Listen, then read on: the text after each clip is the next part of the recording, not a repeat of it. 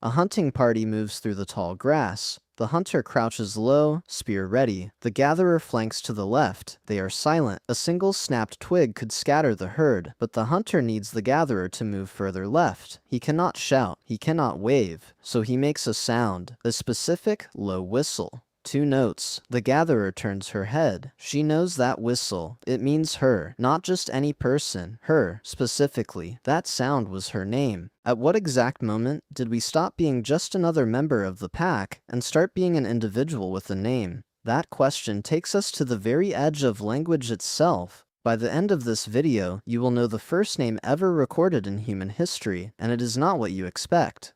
Long before names were words, they were sounds. Dolphins have signature whistles, a unique call that identifies them to their pod. A mother dolphin whistles her own signature, and her calf learns it. Primates use specific grunts to refer to specific individuals. Early humans almost certainly did the same. A click of the tongue for the fast one, a low hum for the one who sings, a sharp bark for the one who throws the spear straightest. The gatherer, when she was a child, was small and quick, so they called her Lizard. It was not a name in the modern sense, it was a description, but when she heard that clicking sound, she knew they meant her. The hunter earned his sound later. After his first mammoth kill, the elder began calling him by the name of the spear that brought the beast down. These were attributive names, labels based on what a person was or did. They worked fine in a band of 15. Everyone knew everyone. The tall one, the scarred one, the one who laughs. But bands grew. 15 became 50, 50 became 150, and suddenly there were 2 tall ones,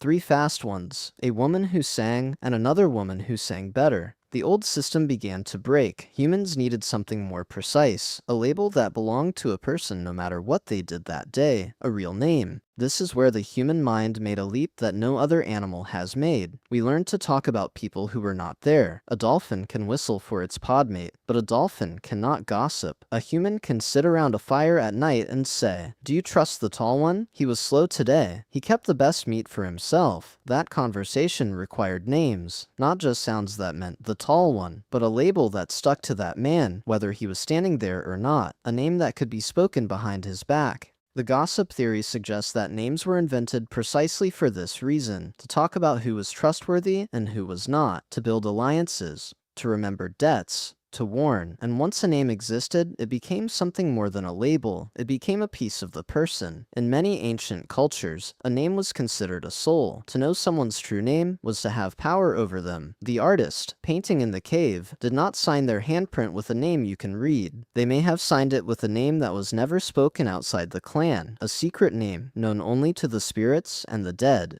We cannot hear the voices of the deep past. Sound does not fossilize, but we can see something that tells us names existed long before writing. Graves. By the Upper Paleolithic, 30,000 years ago, humans were burying their dead with objects. A necklace of shells, a favorite flint blade, a carved figurine placed on the chest. These grave goods are the fingerprints of individualism. You do not bury a generic person with a specific tool. You bury that hunter with his spear. You bury that woman with her beads. They were not just members of the band, they were individuals. Someone mourned them by name. The child, in one burial site from Russia, was laid to rest with a crown of fox teeth, hundreds of tiny perforated teeth sewn onto a cap. That child was loved. That child had a name. The name is lost, but the love is still there, preserved in the dirt for 30,000 years. By this point, humans certainly had names. Rich, meaningful, personal names. They were spoken around fires, whispered to infants, and cried out in grief. We just cannot hear them.